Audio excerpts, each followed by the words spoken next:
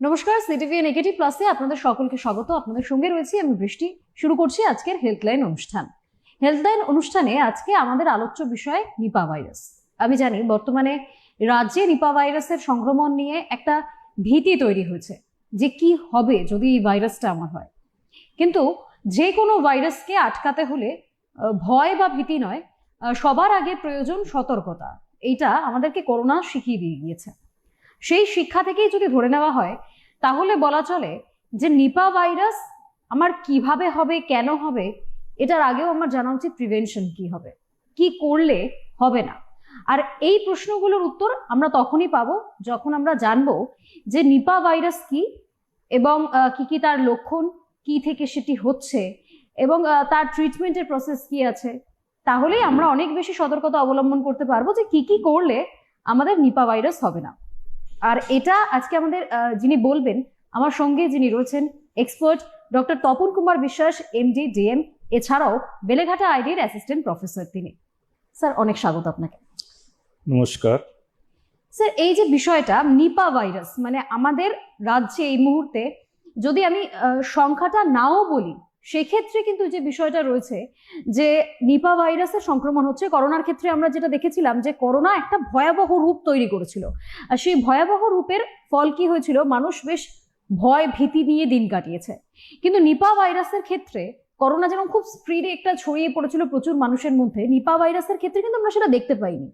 Nipah virus খুব ধীর গতিতে ছড়াচ্ছে, কিন্তু মানুষ এখনো অব্দি যেটা মনে হয় আমার যে বুঝেই উঠতে পারছেন না যে নিপা ভাইরাস এই বিষয়টি কি। দেখুন, প্রথমে হচ্ছে হোয়াট ইজ সেটা ভাইরাস। ভাইরাসটা হচ্ছে জীব ও জড়ের মধ্যবর্তী পর্যায়ের একটি বস্তু। এটা যখন কোনো মানুষের শরীরে বা কোনো অ্যানিমেলের শরীরে আসে তখন এটা অ্যাক্টিভেট হয়, তখন বিভিন্ন ধরনের রোগ ব্যাধি তৈরি করে। যখন এনভায়রনমেন্টে থাকে তখন সে ইনঅ্যাক্টিভ অবস্থায় এটা থাকে। তো এই যে নিপা এটা ভাইরাস কোথা থেকে এলো? এটা 1999 সালে মালয়েশিয়াতে একটা অজানা রোগ দেখা দেয়। সেখানে বিভিন্ন মানুষের মধ্যে এক ধরনের এনকেফালাইটিস বা ব্রেন ডিসফাংশন এই ধরনের সিমটম দেখা যায়, এবং সেটা রিলেটেড ছিল যারা পিগ ওয়ার্কার, মানে যারা শুয়োর চাষ করে, তাদের মধ্যে জঙ্গলের মধ্যে তারা বসবাস করে, শুয়োর চাষ এটা করে।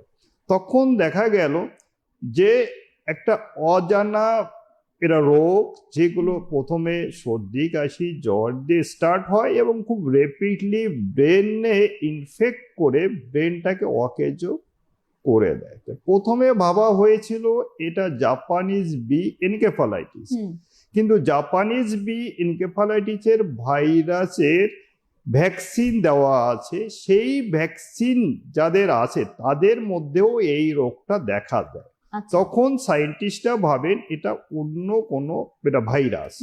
তো যে গ্রামে প্রথম এই ভাইরাসটা ছড়িয়েছিল সেই গ্রামের নাম ছিল নিপা, এবং সেই গ্রামের নাম অনুসারে এই ভাইরাল ডিজিজকে নিপা ভাইরাস ডিজিজ বা নিপা ভাইরাল ইনফেকশন এটা বলা হয়। 2001-2 আমাদের শিলিগুড়িতে একটা অজানা পেরা রোগের আউটব্রেক হয়। প্রচুর লোক সেই রোগে এফেক্টেড হয়, কিছু রোগী মারাও পেরা যায়, একটা আতঙ্ক ছড়িয়ে যায়। এবং সেই তার 5 ইয়ার পরে রিসার্চ করে জানা গেল যে এটা ছিল একটা নিপা ভাইরাস ঘটিত পেরা রোগ। তো নিপা এক ধরনের ভাইরাস, যেটা আমরা বলতে পারি যে অ্যানিম্যাল টু ম্যান, মানে জুনোটিক এটা ডিজিজ। যে সমস্ত রোগ ব্যাধি অ্যানিম্যাল থেকে মানুষের দেহে আসে এবং মানুষের রোগ ব্যাধি তৈরি করে তাদের জুনোটিক ডিজিজ বলা হয়। স্যার, এখানে তো তাহলে প্রশ্নটা উঠবে যে তাহলে অ্যানিমেল থেকে যখন আমার হচ্ছে তাহলে কোন কোন অ্যানিমেল থেকে হচ্ছে, রাইট, বা তাদেরই বা এই ধরনের রোগটা কিভাবে ছড়িয়েছে? রাইট। তো আমরা বহুল পরিচিত এক ধরনের পাখির নাম শুনেছি, সেটাকে বলি বাদু। বাদু সাধারণত দিনের বেলা দেখা দেয় না, রাত রাত্রেবেলা দেখা দেয়। এরা বিভিন্ন ধরনের খাবার, ফ্রুটস এবং বিভিন্ন পোকামাকড় খেয়ে বেঁচে এটা থাকে। তো নর্মালি এই ভাইরাসটা বাদুড়ের দেহে নর্মালি বসবাস আচ্ছা, করে এবং বাদুড়ের কোনো ক্ষতি এরা করে না। মানে এটা ভাইরাসটা ওর শরীরে নর্মাল, রয়েছে কিন্তু ওর কোনো ইয়েস, ক্ষতি নেই, ও রাইট, সেটা বহন করতে পারছে। রাইট। তো এদের বলা হয় ন্যাচারাল ইনহেবিট্যান্ট অফ দ্য ভাইরাস, আচ্ছা, মানে বাদুড়। বাদুড়ের কোনো ক্ষতি হয় না। এই বাদুড় যখন তার বডির এক্সক্রিটা, ইউরিন বা লালা অন্য কোনো পদার্থে ছড়ায়, সেই পদার্থের কণটাকে মানুষ বা পিগস মানে শুয়োর যদি আসে, তাহলে এই মানুষ বা পিগের হওয়ার একটা সম্ভাবনা। এবার এই পিগ যারা চাষ করেন বা যারা এই মাংস বিক্রি করেন, তারা সেই সমস্ত মানুষ ওই পিগের মাংস থেকে বা ওই পিগের চাষবাসের যে এনভায়রনমেন্ট, তাদের থেকে হওয়ার একটা সম্ভাবনা। তো আমাদের দেশে বিশেষ করে পশ্চিমবঙ্গে বা কেরলে এই ডিজিজটার প্রাদুর্ভাব প্রত্যেক বছরই দেখা দেয়। আমাদের দেশে সাধারণত ফ্রুট বাদুড়, মানে যে বাদুড়গুলো ফল খায়, সেই ফল থেকে মেইনলি এই ডিজিজটা স্প্রেড হয়। কেরালাতে যে এপিডেমিকটা হয়েছিল, যে বাদুড়ে ফল খেয়ে যাচ্ছে, ওই ফলে বাদুড়ের লালা থাকছে, সেই আধ খাওয়া বাদুড়ে ফল মানে বাদুড়ে খাওয়া ফল যদি মানুষ খায়, সেই বাদুড়ের লালাটা মানুষের দেহে চলে যাচ্ছে, মানুষের দেহে গিয়ে এই নিপা ভাইরাস ডিজিজটা ছড়াচ্ছে। তো এইটা একটা হচ্ছে অর্ধ খাওয়া বাদুড়ে ফল। আর একটা, এই যে শীতের দিনে দেখবেন খেজুর রস এটা পাওয়া যায় এবং বাদুড়ও এই খেজুর রসটা খুব প্রেফার করে। তো এই বাদুড় যখন খেজুর রস খায়, মানে খেজুর রস খেজুর গাছের হাঁড়িতে ঝুলিয়ে রাখা হয়, বাদুড় ওইখানে গিয়ে বসে, সেখান থেকে রস খায় এবং খাওয়ার সাথে কিছু লালা ওই রসের মধ্যে মিশে যায়। বা সেই সময় বাদুড় কোনো ইউরিন করলো বা বাদুড় কোনো স্টুল পাস করলো ওই এরা রসে, তাহলে ওই ভাইরাসটা বাদুড়ের লালা থেকে বা বাদুড়ের ইউরিন থেকে বা বাদুড়ের এক্সক্রিটা থেকে ওই রসের সাথে মিশে যায়। এবং যারা এই খেজুর রস র অবস্থায়, মানে কাঁচা রস যারা খায়, এবং এটা খেতে খুব মিষ্টি, প্রচুর লোক এটা মানে খায়, যেটা আমরা আমাদের শীতের সময় খুব শীতের বেশি দেখতে সময় পাই। এটা খুব বেশি আর কি এটা দেখা দেয় এবং প্রচুর লোকের পছন্দের হ্যাঁ, একদম খাবার কাঁচা খেজুরের রস। এবং খেতেও খুব মিষ্টি। তো তারা যদি এই রসটা খায়, তাহলে তাদের বডিতে ওই ভাইরাসটা এটা ঢুকে যায়। আচ্ছা, এইটা গেল সেকেন্ড।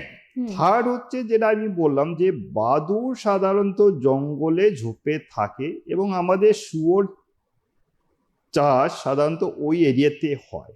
তো ওইখানে বাদুড় যেখানে বসবাস করে, তার আশেপাশে থেকে যদি মানে যে নলকূপ বা কুয়ো আছে, বাদুড় সেখানে চান করে, এক্সক্রিটা পাস করে বা লালাও অনেক সময় এটা মিশে যায়। তো শুয়োর সেই জল যদি পান করে, তাহলে শুয়োরের মধ্যে ওই রোগটা দেখা দেয় এবং ওই রোগটা যখন ইনফেকশন হলো শুয়োর, মানুষ যারা ওই শুয়োরকে প্রতিপালন করে বা মাংস বিক্রি করার জন্য যারা প্রসেস করে, তাদের এই যে ক্লোজ কন্টাক্টে থাকার জন্য শুয়োরের সিক্রেশন, স্পেশালি নেজাল সিক্রেশন বা কাঁচা মাংস যদি ব্যাড হ্যান্ডেলিং হয়, তাদের থেকে হওয়ার সম্ভাবনা। এটা গেল 3 নাম্বার কারণ। 4 নাম্বার স্প্রেডের মেথড হচ্ছে ম্যান টু ম্যান, মানে যে ব্যক্তি এই নিপা ভাইরাস দ্বারা আক্রান্ত হয়েছেন, সেই ভাইরাসের কন্টাক্টে যারা আসে, ক্লোজ কন্টাক্টে, তাদের এই রোগটা হওয়ার সম্ভাবনা। এখানেই এটা বলে রাখি যে অকুপেশনাল হ্যাজার্ড, মানে যে অকুপেশনে আছে, সেই অকুপেশনে থাকার জন্য তার কিছু এক্সট্রা বার্ডেন নিতে হয়, যেমন ডাক্তার, নার্স, প্যারামেডিক্যাল স্টাফ। যেই রুগী যেখানে ভর্তি হয়, সেই রুগী যারা হ্যান্ডেলিং করে বা সেবা দেয় তাদের ক্লোজ কন্টাক্টে আসতে হয়। সেই মানুষের লালা, সেই মানুষের ইউরিন বা মানুষের এক্সক্রিটা বা বডি কোনো ফ্লুইড যদি অন্য কোনো কেয়ার গিভার মানে যারা সেবা দিচ্ছে তাদের কন্টাক্টে আসে তাহলেও তাদের হওয়ার সম্ভাবনা। এইখানে একটা ডিফারেন্সিয়েশন আছে যে এটা এয়ারবর্ন ডিজিজ না ড্রপলেট এটা ডিজিজ। এই দুটোর মধ্যে ডিফারেন্স হচ্ছে পার্টিকেল সাইজের উপর।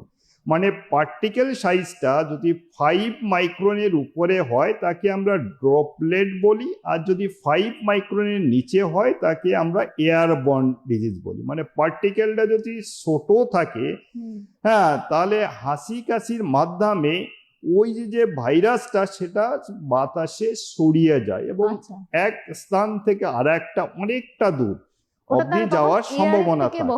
হ্যাঁ এটা এয়ারবর্ন। তো সবচাইতে পজিটিভ কথা হলো এই নিপা নিয়ে এটা এয়ারবর্ন ডিজিজ নয়। এটা অনেকটা ভালো খবর, এটা অনেকটা এটা ভালো। দ্বিতীয়ত হচ্ছে এটা একটা ড্রপলেট ইনফেকশন। ড্রপলেট মানে কোনো ব্যক্তি ওই রোগীর 3 ফুটের আশেপাশে যদি থাকে সেই ব্যক্তি রোগী যদি কখনো হাসি কাশি দেয় তাহলে ওই ব্যক্তির হওয়ার একটা সম্ভাবনা। এখানে পার্টিকেল সাইজটা বড় থাকার জন্য এই ভাইরাসটা বেশি দূর স্প্রেড করতে পারে না। আশেপাশের এরিয়াতে 3 ফুট এরিয়াতে ওই ভাইরাসটা সীমাবদ্ধ থাকে এবং ওই সীমাবদ্ধ জায়গায় ভাইরাসটা ধরুন যে কোনো সারফেস আমি যে এটা রোগী এখানে হাসি এটা দিলাম, আমার ভাইরাসটা এই এরিয়াতে একমাত্র থাকবে, আপনার অবধি যাবে না। তো এই এরিয়াতে আপনি এসে যদি কোনো টাচ করেন এবং হ্যান্ড ওয়াশ যদি আপনি না করে আপনি নাকে মুখে চোখে হাতটা হ্যাঁ সেই এরিয়াতে রাখেন তাহলে আপনার হওয়ারও সম্ভাবনা। তবে আরো একটা ভালো খবর হচ্ছে যে এই ভাইরাসটা ম্যান টু ম্যান খুব কম স্প্রেড হয়। যেমন আমরা কোভিডে দেখেছি যে ম্যান টু ম্যান খুব র্যাপিডলি স্প্রেড হয়, হ্যাঁ কিন্তু এই ভাইরাসটা ম্যান টু ম্যান স্প্রেড হওয়ার সম্ভাবনা খুবই কম। প্রথম কথা হচ্ছে এটা এয়ারবোর্ন ডিজিজ নয়, হ্যাঁ এটা ক্লোজ কন্টাক্টে, সুতরাং সাধারণ মানুষ যারা রোগীর কাছে যাচ্ছেন না তাদের এই রোগটা হওয়ার কোনো সম্ভাবনা নেই। যারা ক্লোজ কন্টাক্টে যাচ্ছে বাড়ির লোক বা হেলথ ওয়ার্কার তাদেরই এই রোগটা হওয়ার সম্ভাবনা। আচ্ছা এক্ষেত্রে আপনি যে কথাটা বললেন যে খেজুর রস, আমরা কাঁচা অবস্থায় প্রচুর মানুষকে দেখেছি, গ্রাম বাংলার মানুষ আর একেবারে হাঁড়ি পেরে তারপর সেই হাঁড়ি থেকে খাচ্ছে, কিন্তু তার পরবর্তীতে তো মানে আমরা ওটাকে জাল দিয়ে গুড় বানাই, সেক্ষেত্রে কি তখনও ভাইরাসটা ওর মধ্যে থাকছে নাকি? যখন আমরা শুয়োরের যে মাংসটা রান্না হচ্ছে তখন তো আমরা ওটাকে স্টিম দিয়েই রান্না করছি প্রপার আগুনে, সেক্ষেত্রেও কি ভাইরাসটা ওখানে থাকছে? না, একদমই এটা না। কারণ এই যে ভাইরাস এটা একটা সেনসিটিভ অর্গানিজম। আচ্ছা, একটুখানি টেম্পারেচারের এদিক ওদিক হলে, একটুখানি বাতাসে আপেক্ষিক আর্দ্রতার এদিক ওদিক হলে এরা বাঁচে না। তো এই যে টেম্পারেচার, একে সামান্য একটু টেম্পারেচার দিলে এই ভাইরাসটা মারা যায়। তো আমরা খেজুর রস থেকে যে গুড় তৈরি হয় সেখানে হাই টেম্পারেচার, সেখানে ভাইরাস বেঁচে থাকার কোনো সম্ভাবনা থাকে না। তাই যারা খেজুর রস খাচ্ছেন না, খেজুর গুড় যদি খান বা খেজুর গুড়ের যদি কোনো উপকরণ মোয়া এইগুলো যদি খান তাতে ভয়ের কোনো কারণ নেই, তাতে আতঙ্ক হওয়ার কোনো কারণ নেই, কারণ ভাইরাসটা ওইখানে বাঁচে না। বা এই যে পর্ক, কাঁচা শুয়োরের মাংস যারা হ্যান্ডেল করে বা রান্না করে তাদের একটা হওয়ার সম্ভাবনা আছে, কিন্তু রান্না করা মাংস আপনি যদি হোটেলে যেয়ে খান তাহলে সেটা থেকে আপনার এই নিপা ভাইরাস ইনফেকশন হওয়ার কোনো সম্ভাবনা নেই। আচ্ছা, কিন্তু এই যদি ধরুন আমি ইনফেক্টেড হলাম, কিন্তু আমি স্পেসিফিক্যালি কিভাবে বুঝবো যে কোন কোন সিমটমস গুলো এই নিপা ভাইরাসের জন্য কাজ করে? রাইট, দেখুন এই ভাইরাস এবং অন্য যে সমস্ত ভাইরাস, ব্যাকটেরিয়া বা জীবাণু ঘটিত যে সমস্ত রোগ আছে তাদের মধ্যে আলাদা কোনো স্পেসিফিক ক্যারেক্টারিস্টিক ফিচার নেই। আপনার বডিতে আপনি যদি খেজুর রসের মাধ্যমে বা খাওয়ার মাধ্যমে এই ভাইরাসটা আপনার বডিতে ঢোকে, তাহলে প্রথমে আপনার একটু গলা ব্যথা হবে, তারপরে একটু নৌশিয়া, এটা বমিটিং। হুম আপনি যদি রেসপিরেটরি ট্র্যাকের মাধ্যমে, মানে ওই যে ক্লোজ কন্টাক্টে এলেন হুম বা ওই নাজাল সিক্রেশনের কন্টাক্টে এলেন, হুম তো তাহলে আপনার রেসপিরেটরি রুটের মাধ্যমে এই ভাইরাসটা ঢুকবে, সেখানে একটু সর্দি কাশি জ্বর এবং হুম। কিছু ক্ষেত্রে শ্বাসকষ্ট আর কি দেখা যায়। কিন্তু স্যার এইটা এইগুলো হচ্ছে তো মানে খুব একটা, প্রাইমারি হ্যাঁ, একটা সিমটম, মানে খুব যেটা সিম্পল একটা অন্য সিমটম। কোনো রোগের সাথে ডিফারেন্সিয়েশন করা যায় না। কিন্তু এই ভাইরাসটা যখন লাং থেকে বা জিআই ট্র্যাক থেকে ব্লাড স্ট্রিমে আসে এবং সেখানে মাল্টিপ্লাই করে ব্রেন এফেক্ট করে, তখন পেশেন্টের ইনিশিয়ালি একটা ইরিটেশন হয়, একটা রেস্টলেস ভাব, মানে কোনো কাজ মনোযোগ দিয়ে করতে পারছে না, তার সাথে তারপরে একটা লেথার্জি ভাব, কোনো কিছু ভালো লাগছে না, মনে হচ্ছে এখনই শুয়ে থাকি, এবং রেপিডলি 24 থেকে 48 ঘন্টার মধ্যে তার আরো নিউরোলজিক্যাল সিমটম যেমন কনভালশন বা কোমাতে চলে যায়। তো যখনই সিএনএস সাইন সিমটম হয়, তখনই একমাত্র আপনার সন্দেহ হতে পারে যে এটা নিপা ভাইরাস ইনফেকশন।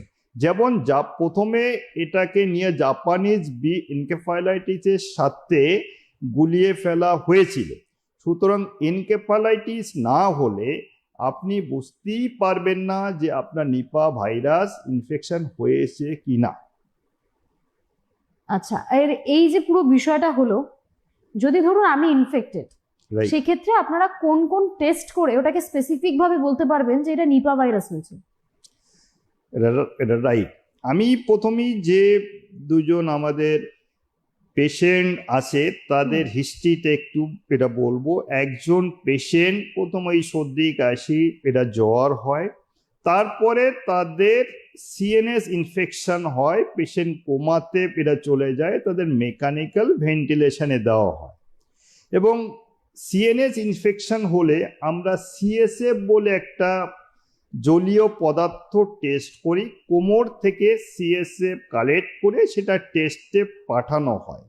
তো সেখানে একটা প্যানেল আছে, সিএসএফ ফর ভাইরাল প্যানেল। তো আমরা সেখানে 18টা ভাইরাস, বিভিন্ন প্যানেলে বিভিন্ন এটা রকম, ইউজুয়ালি 18টা ভাইরাস ডিটেক্ট করা হয়। তো ওই পেশেন্টের ওই ভাইরাস প্যানেলটা প্রথমে পাঠানো হলো, কিন্তু প্রত্যেকটাই নেগেটিভ এলো, কিন্তু তার সাইন সিমটম, মানে সিএনএ যে সাইন সিমটম সেইগুলো থেকে যাচ্ছিল।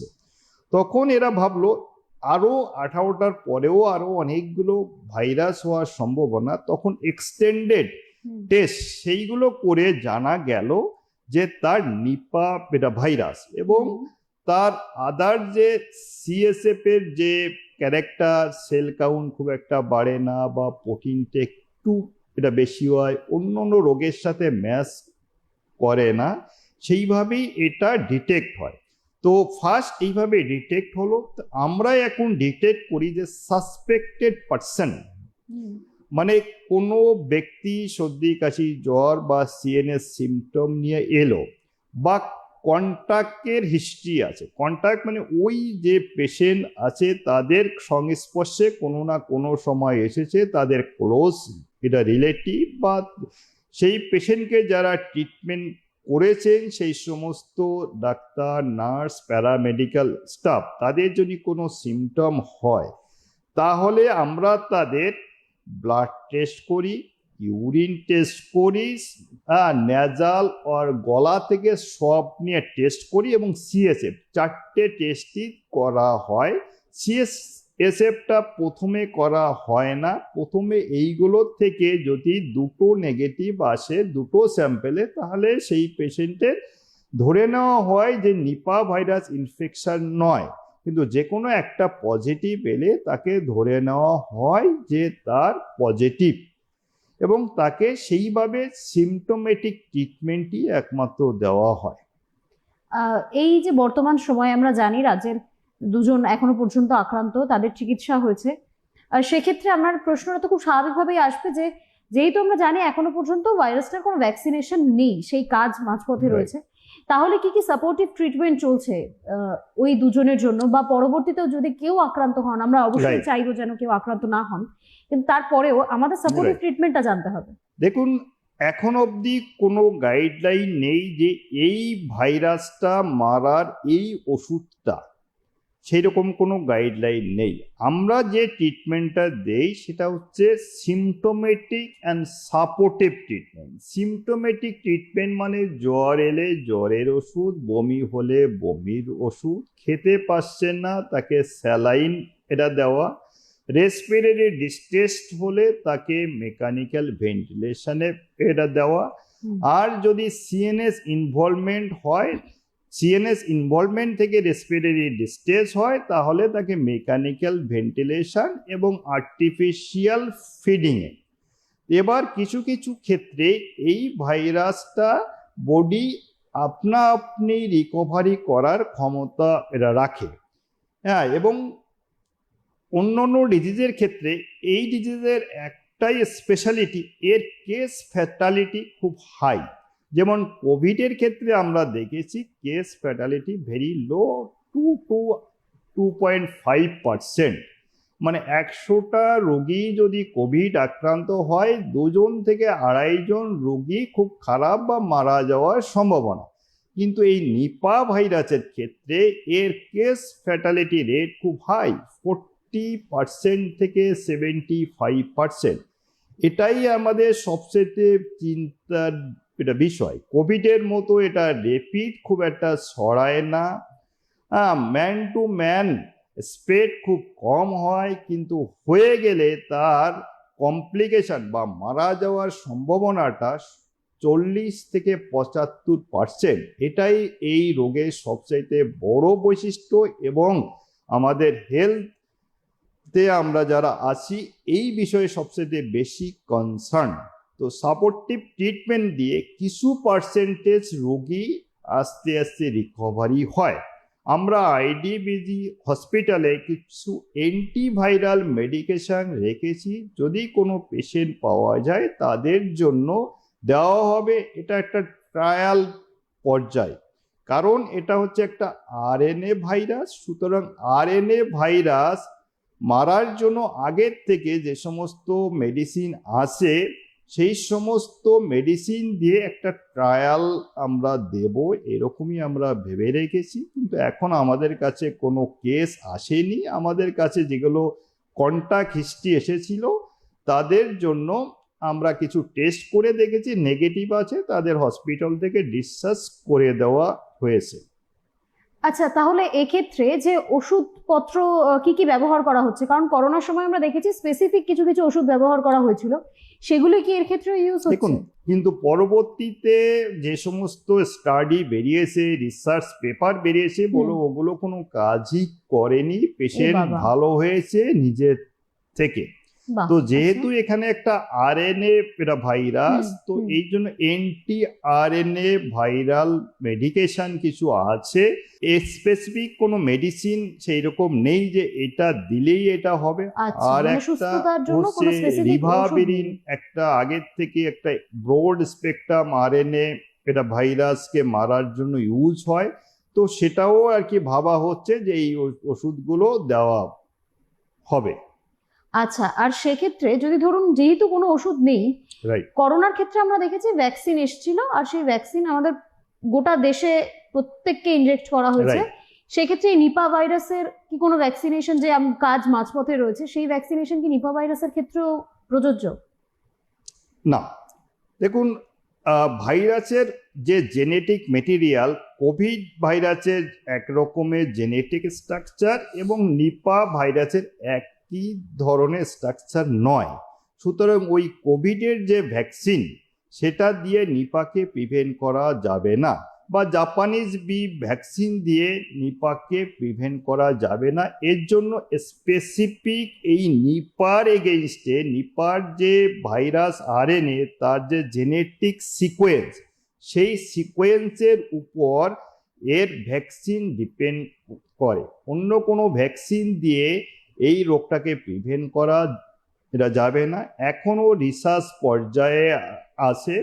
আমাদের প্রতিবেশী দেশ বাংলাদেশে অনেকটা এই ভ্যাকসিনের ব্যাপারে এগিয়ে আছেন, কারণ প্রত্যেক ইয়ারে বাংলাদেশে একটা এপিডেমিক হয়। একটা আচ্ছা। নিপা বেল্ট আছে, বেল্টের মধ্যে পড়ে ইন্ডিয়া, বাংলাদেশ, মালয়েশিয়া, সিঙ্গাপুর। এই Okay, বেল্টটাকে okay. আমরা নিপা বেল্ট এটা বলি। হুম, এবং আরেকটা বিষয় যে এটা আদার্স কোনো ডেভেলপ দেশে এখনো এই রোগটা দেখা দেয়নি, তাই তারাও এই ভ্যাকসিনটা তৈরির ব্যাপারে অতটা উৎসাহ নয়। যে এরিয়াতে আছে সেটাই আন্ডার তাদেরকেই, ডেভেলপ হ্যাঁ। কান্ট্রি, হুম, তারা চেষ্টা করছে। হুম, আশা এটা রাখি অদূর এটা ভবিষ্যতে নিপা ভাইরাসের এগেনস্টে ভ্যাকসিন এটা বেরোবে এবং মানুষ প্রোটেক্টেড থাকবে। একদমই তাই। মানে আমরা কাজ মাঝপথে রয়েছে, আমরা সেটার অপেক্ষায় রয়েছি যে কবে ভ্যাকসিনেশনটা আসবে, আমরা প্রত্যেকে সেটা নিতে পারবো আর নিজেদেরকে সুস্থ রাখতে পারবো। কিন্তু করোনার সাথে নিপা ভাইরাসের কিন্তু বেশ খানিকটা অমিল রয়েছে। মানে একদম সাধারণ চোখে যেটা দেখা যাচ্ছে, করোনা খুব র্যাপিডলি ছড়িয়েছিল, হ্যাঁ। নিপা খুব ধীরে ছড়াচ্ছে। কিন্তু হ্যাঁ। মৃত্যুর বিষয়ে দেখতে গেলে একটু আগেও আপনি যেটা বললেন যে নিপার মৃত্যুর হার অনেকটা বেশি, দুটো পার্সেন্টেজ ভাইরাসের মধ্যে যদি আমরা কম্পেয়ার করি, যে করোনা এক ব্যক্তি থেকে অন্য মানুষের মধ্যে স্প্রেডের হার খুব বেশি, হ্যাঁ, কিন্তু নিপার ক্ষেত্রে একজন থেকে আরেকজনের স্প্রেডের হার খুব কম। হ্যাঁ, ওটা ছিল লেস দেন 10%, মোর দেন 50%, এটা হচ্ছে লেস দেন 10%। আরেকটা হচ্ছে যে করোনার ক্ষেত্রে কেস ফ্যাটালিটি বা সিরিয়াস হওয়া বা মারা যাওয়ার সম্ভাবনা ছিল খুব কম, কিন্তু এই ক্ষেত্রে খুবই হাই। আচ্ছা, এই দুটো মোটামুটি ডিফারেন্স। আর মিল বলতে বলা হয় যে করোনা যেমন ড্রপলেটের মাধ্যমে স্প্রেড হতো, এটাও ড্রপলেটের মাধ্যমে স্প্রেড হয়, তবে স্প্রেডের স্পিডটা মানে অনেক কম, খুব কম। সেই জন্য যারা মানে হেলথ ওয়ার্কার যারা এই অকুপেশনে আছে, কোনো পেশেন্ট ডিল করতে গেলে তাদের পার্সোনাল ইকুইপমেন্ট নিয়ে সেই পেশেন্টটাকে ডিল করা উচিত। তাহলে বুঝতেই পারছেন যে নিজেদেরকে সতর্ক থাকতে হবে। আমি শুরুতেই একদম যেটা বলেছিলাম যে সতর্কতা সবার আগে, প্রিভেনশন বেটার দ্যান কিওর। চিকিৎসা পদ্ধতি রয়েছে, আমরা ভ্যাকসিনেশনের দিকেও এগোচ্ছি, কিন্তু তার আগে আমাদেরকে প্রিভেনশন নিতে হবে, নিজেদেরকে সতর্ক থাকতে হবে। আর তার জন্য বেসিক করোনা আমাদেরকে যেগুলো যেগুলো শিখিয়েছে, হ্যান্ড স্যানিটাইজার ব্যবহার, মাস্ক ব্যবহার, এরকম একাধিক বিষয়, সেগুলো আমাদেরকে মেনে চলতে হবে, তাহলেই আমরা সুস্থ থাকতে পারবো। আজকের জন্য আমাদের এই অনুষ্ঠান এই পর্যন্ত। আপনাদের সকলকে অনেক ধন্যবাদ। নমস্কার স্যার। নমস্কার। নমস্কার।